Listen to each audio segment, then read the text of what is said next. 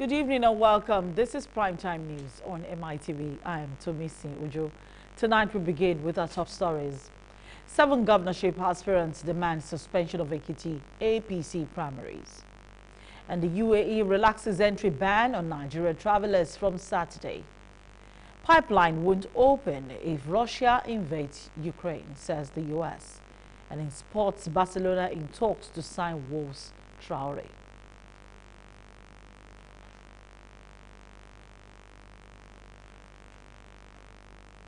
The news in detail. President Muhammadu Buhari has cancelled his proposed visit to Zamfara State. The president was scheduled to travel to the northwest state on Thursday for a one-day official visit to condole with the government and people of the state over the recent killing of 58 persons in Anka and Bukuyum local government areas. The state governor Bello Matawali said Buhari was billed to visit Zamfara State after his engagement in Secretary of State, but unfortunately the poor weather condition will not allow him to do so. He hinted that the president will reschedule his one-day condolence visit to the state next week. The governor had observed the weather conditions since Wednesday and concluded his president would not be able to come to the state due to poor weather.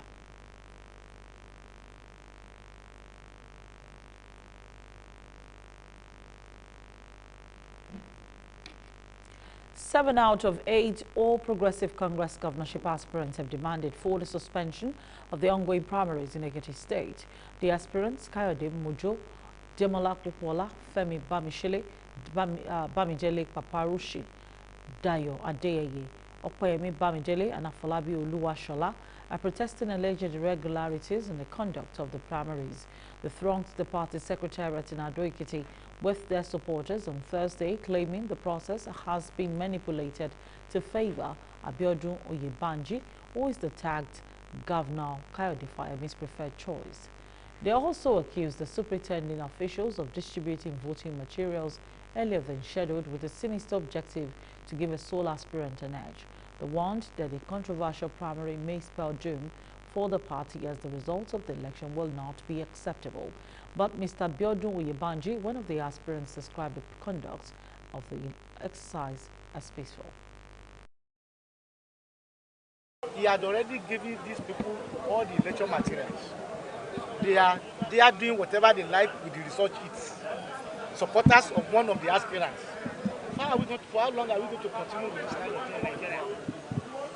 So there is no election going on anywhere in Ekiti State.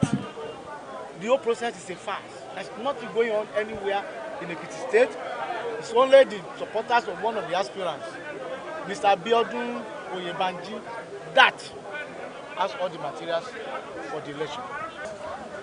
If they want to fail in June 18, or if they don't want to fail June 18, they need to stop whatever they are doing now and let us reorganize, recompose the list of people that are going to conduct this election, and then we go to the field and do the election. The summary of everything we are saying is that the electoral process has been hijacked by officials of Ekiti State government. The process has been hijacked from the election committee that was set up in Abuja that was sent to Ekiti. They are not the ones in charge. People both said that the results of this primary election would be written. We all thought it was a joke because we thought people in government here were too civilized to do that. That was our thought. But this money is playing out. Election materials, sensitive election materials that were meant to be distributed at this secretariat by before 8 a.m. this morning in the presence of aspirants or their agents were distributed between 10 p.m. and 12 midnight last night.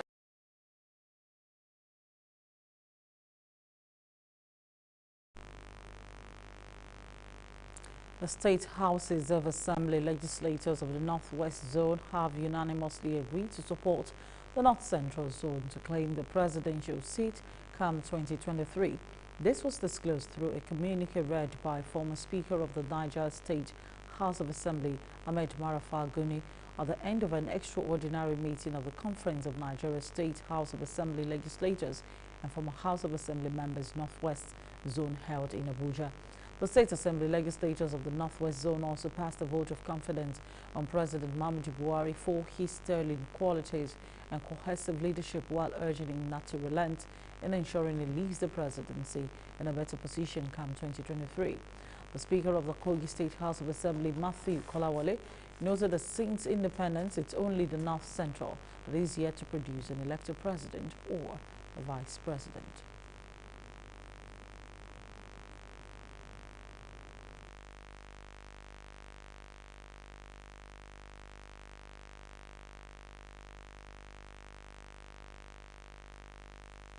My name is Right Honorable Marafa Abaguni, the former Speaker of the Senate Assembly and the former Chairman, Northern Speakers Forum. Our decision goes as follows. Following the extraordinary meeting of the Forum of APC State Legislators of the Northwest Zone, held at Sandaria Hotel, Jabi, Abuja, today, the 27th day of January 2022, the members agreed to the following.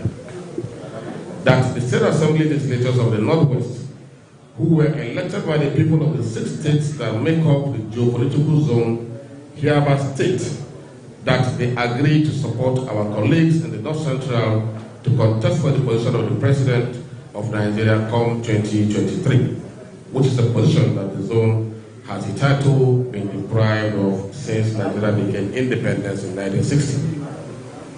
That the State Assembly legislators of the Northwest Zone passed a vote of confidence on the President of Nigeria, President Muhammadu Buhari, GCFR, for his sterling and cohesive leadership of Nigeria through thick and thin, and urge him to not to relent in ensuring that he leaves Nigeria in 2023 a better place. It is my pleasure and singular honor to stand here before you at this august occasion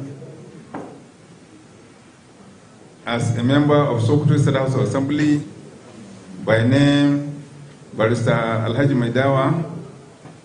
I represent Shagari constituency in the Sokoto State House of Assembly, and I am the Chairman House Committee on Judiciary, Justice and Human Rights.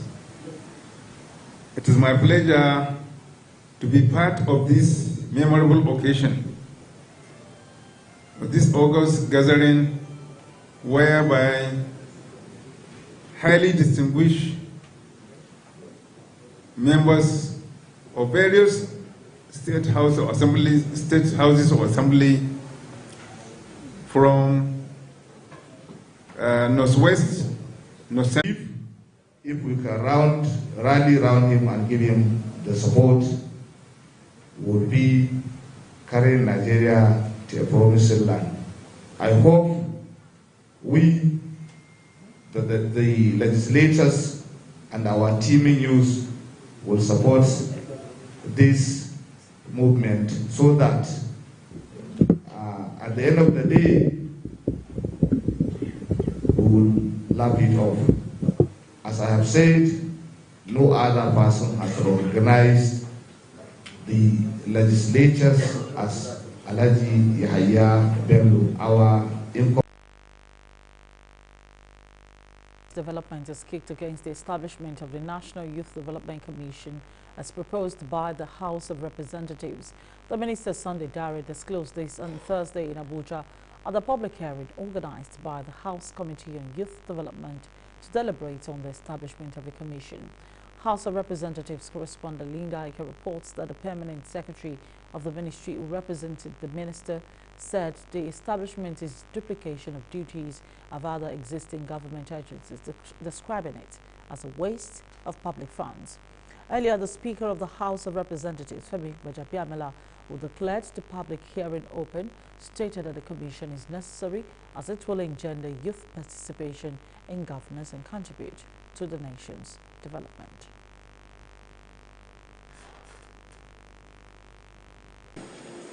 This Honourable House is invited to note that the statutory functions of the concerned departments of the ministry and some aspects of the responsibilities of the National Youth Service Corps are basically the same as provided in Section 2, subsection 1, 3, and 4 of the draft proposed Commission Bill.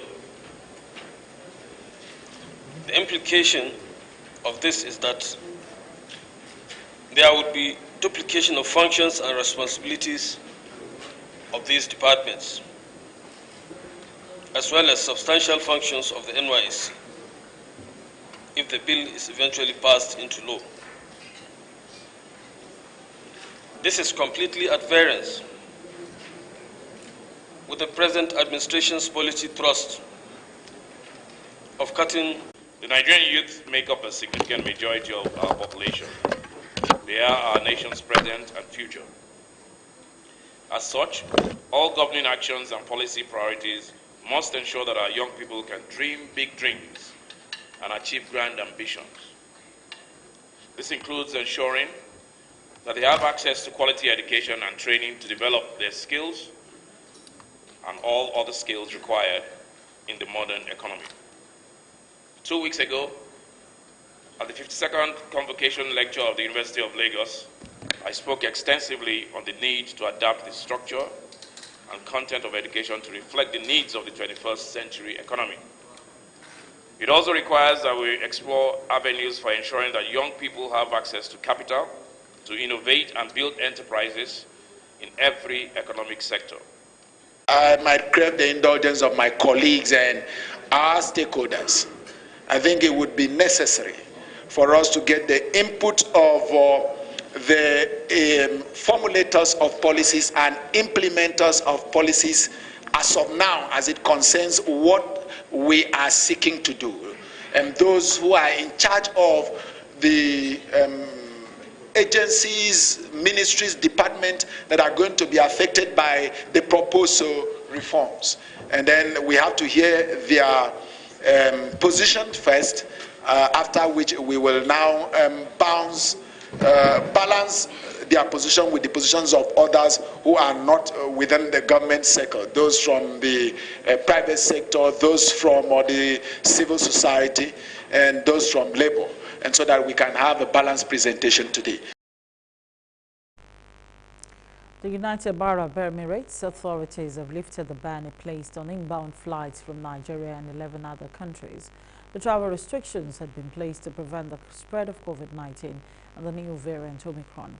The other countries affected were Kenya, Tanzania, Ethiopia, Republic of Congo, South Africa, Botswana, Eswatini, Lesotho, Mozambique, Namibia, and Zimbabwe. Meanwhile, interim measures for travelers from Ghana, Rwanda and Uganda have been updated. The General Civil Aviation Authority and the National Emergency Crisis and Disasters Emergency Management Authority announced. They said the measures take effect from January 29 at 2:30 p.m., adding that the COVID-19 test obtained within 48 hours of departure and a PCR test at the airport in UAE will be required from travelers from the 3 African countries. Adamawa State Governor Fintiri commissioned about the 9.7 kilometers Shaki Township Elisha Ibaruba Road, commending Makinde for kickstarting infrastructural revolution. The Oyo State Governor, Engineer Seyi Makinde, was on Thursday joined by his Adamawa State counterpart, Governor Ahmadu Fintiri, to commission the dualized 9.7 kilometers Okeogun Shaki Township Elisha Ibaruba Road. Governor Fintiri, who was the special guest of honor at the event, commended Makinde for delivering such a massive road project, among many others, despite economic challenges in the country. He congratulated Engineer Makinde for standing firm with his people, saying the governor of the People's Democratic Party and living up to the expectations of the people.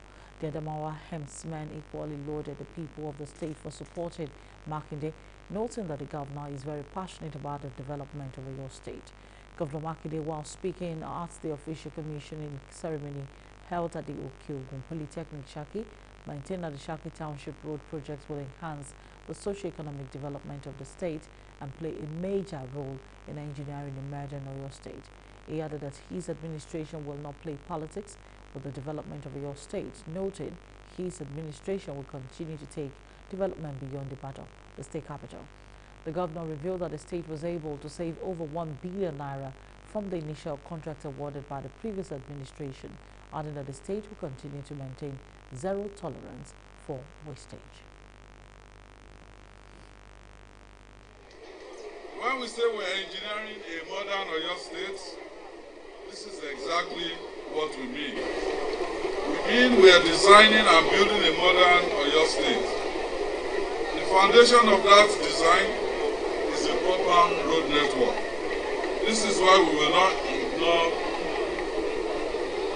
any viable road projects started by our predecessors. The urban renewal campaign, which they have initiated, is manifest in the provision of multiple road infrastructure. Construction of bus terminal in Ibadan, stadium upgrade, the Light Up Oyo project, and the construction of housing units are classical examples worthy of commendation.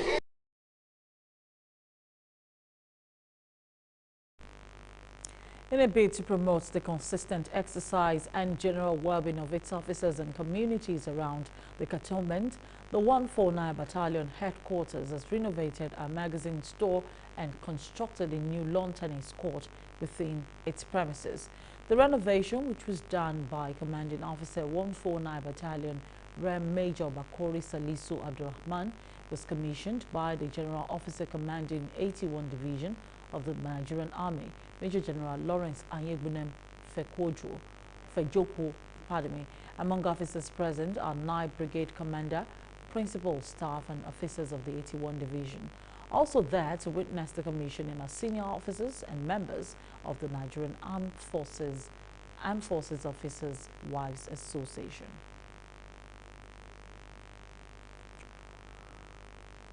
And the Tertiary Education Trust Fund, TETFund, has charged Nigerian polytechnics to give industrial training attachment all the seriousness it deserves for any meaningful progress to be made on the delivery of their mandate. The Executive Secretary of TETFund, Professor Sulaiman Bogoro, gave the charge on Wednesday at a 2-day capacity building workshop for public polytechnics held in Abuja with the theme Improving Skill Development in Nigerian Polytechnics for Economic Growth, Entrepreneurship and Social Inclusion. Bogoro said the reason polytechnics offer industrial training is for students to gain practical field knowledge in the industry, adding that students create and develop skills and competencies that they require to operate during the hands-on industry attachment. Our correspondent Ninda Marian Enakemo reports that the TETFund boss, who noted that for Nigerian polytechnics to thrive, they must focus on manpower development for teaching and practicals, said polytechnic lecturers must acquire relevant teaching skills to impart the required industry-tailored knowledge to students. He further noted that TETFund will continue to support workshops of this nature as they do everything to provide avenues that promote the betterment of the educational system in Nigeria. Meanwhile, the Executive Secretary of the National Board for Technical Education, MBTE, Professor Idris Bugaje, will describe the workshop as a wake-up call to every polytechnic to reposition itself for skill development. The capacity building program by the fund is a support aimed at strengthening beneficiary polytechnics to fulfill their mandates of providing the needed manpower that will put the nation on the path to economic growth and development. Workshops of this nature will continue to deepen our understanding and educate us on our purposes as citizens and as scholars. Skills training under the NSQF. Rectors need to understand what the Nigerian Skills Qualification Framework is and the need to conduct skills training in polytechnics under that framework, approved by the Federal Executive Council in 2017. The Ashoja royal family, one of the 3 ruling families, has unveiled Temitope Bikule as their preferred candidate to occupy the kingdom's throne. This was disclosed at a press briefing organized by the Ashoja royal family in Ikeja. And during the engagement with newsmen, the family members unveiled the activists as their candidate for the seat. Speaking on behalf of the Duwasho branch of the Oshoja royal family, Taibatu Adelaye explained that the entire family unanimously agreed on the choice of Prince Temitope Adebowale Ibikunle for the peace and progress of the community, adding that the letter has been sent to the state government to that effect. The family wishes to make public our unanimous decision on a new MOU as contained in the letter forwarded to the Lagos State Government dated January 24th, 2022. The Oshoja ruling house unanimously presents a sole candidate for the vacant stool of Olu of Ikeja, Prince Temitope Adebowale of the Duwasho branch of Oshoja. We have resolved to this decision as a family for the peace and progress of the community. Hence, he has been presented as the only and final and right to the stool of Olu of Ikeja. The family is appealing to the governor, Abajide Sanwo-Olu's government, to please treat with utmost urgency the family's decision to avoid delay. We'll take a quick break. When we return, we'll bring you stories from Africa and the international scene.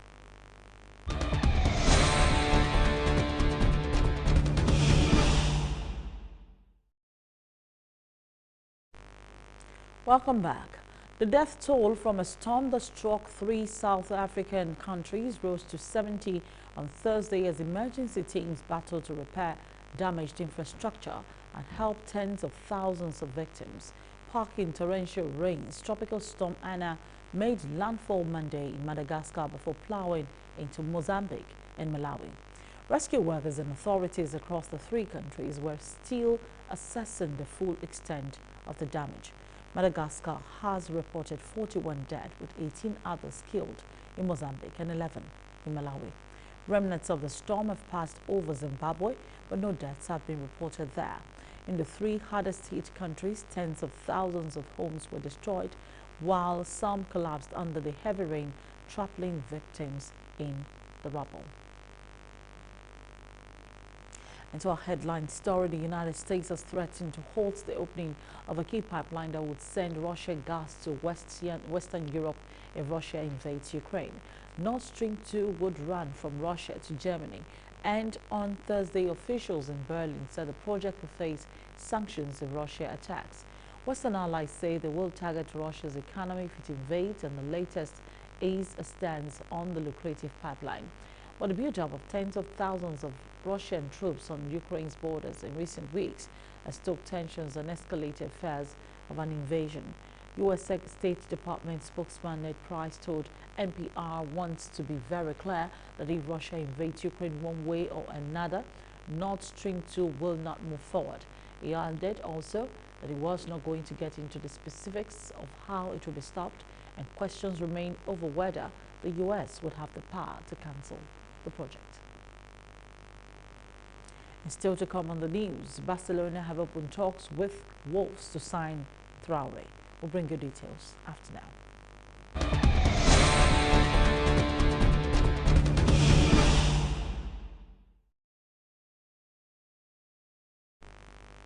Welcome back. In sports stories, Barcelona have opened talks with Wolves over a deal to re-sign Spain winger Adama Traore. The Catalan club wants an initial loan deal with an obligation to buy at the end of the season. The move ends Tottenham's hopes of signing the 26-year-old who began his career at Barcelona. Antonio Conte's side had a £50 million bid last week, while the London club denied making an offer. Traore has 18 months left on his contract at Molinos, and talks over a renewed deal are yet to reach an agreement. He left the Camp Nou for Aston Villa in 2014. He spent 2 years in Middlesbrough before joining Wolves for a then club record £18 million in 2018. The winger has made 154 appearances for the Black Country club, scoring 11 goals.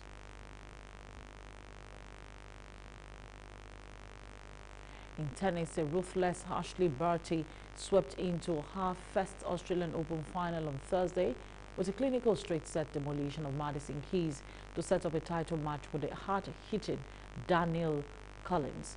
A world number one overwhelmed 51st ranked Keys 6-1, 6-3 in just 62 minutes, with another American awaiting after the all-business Collins crushed Polish 7th seed Iga Swiatek 6-4 and 6-1. Barty is the first Australian woman into the decider of a home Grand Slam since Wendy Turnbull in 1980 and is aiming to become the first winner since Chris O'Neill 2 years earlier. But the tenacious Collins turned in her way on Saturday with a 28-year-old enjoying a second coming after surgery last year for endometriosis, left and pain-free. The 9 months on, and she has 32-7 win-loss record, capturing a maiden WTA singles titles last year in Palermo, then San Jose. That's it on our news tonight. A quick recap of our top stories before we call it a wrap. 7 governorship aspirants demand the suspension of Ekiti APC primaries. And the United Arab Emirates relaxes the entry ban on Nigerian travelers from Saturday, 29th of January. In foreign news, the pipeline won't open if Russia invades Ukraine, says the U.S.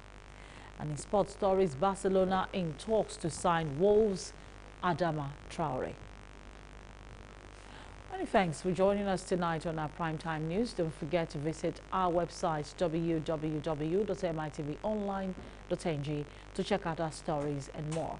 You can also rewatch our news or any of our programs on our Facebook page or our YouTube page via Facebook, MITV NG, and YouTube, MITV Nigeria. I am Tomisi Ujodo. Have a pleasant night rest. Good night.